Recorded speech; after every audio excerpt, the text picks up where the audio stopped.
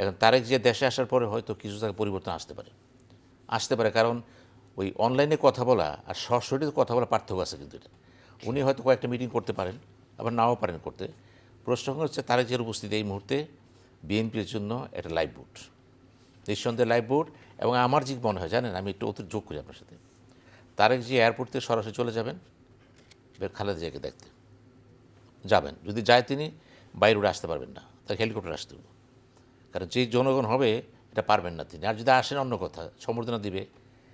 আমার মনে হয় তার জন্য অতি জরুরি হচ্ছে এখানে তার মাকে দেখার পরে তার প্রথম কাজ হচ্ছে জিয়ার মাজারে যেয়ে আল্লাহকে সামনে রেখে শপথ করা যে আমি তারেক জিয়া ওয়াদা করতেছি আমার পিতা যে আদর্শ রেখেছে, যা করেছে, আমি তার প্রতিফলন ঘটাবো।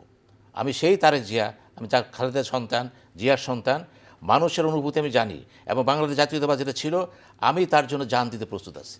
এরপরে যদি তারেক জিয়া যদি মনে করে মানুষের হায়াত মত সবারই আছে, কিন্তু উনি রিক্সা আসতেছেন কিন্তু প্রচণ্ড নিরাপত্তার সাথে আসতে দেখলাম নিরাপত্তার লোক নিয়োগ করা হয়েছে।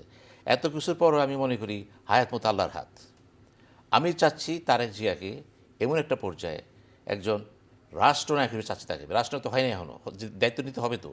অপোজিশন থেকে সে রাষ্ট্রনায়কের রোল প্লে করে ফেলেছে, কিন্তু সরকারে বসে যে রাষ্ট্রনায়ক যেটা দেখাবে সেটা আমাদের সামনে রয়ে গেছে। প্রমাণ হয়েছে কখন?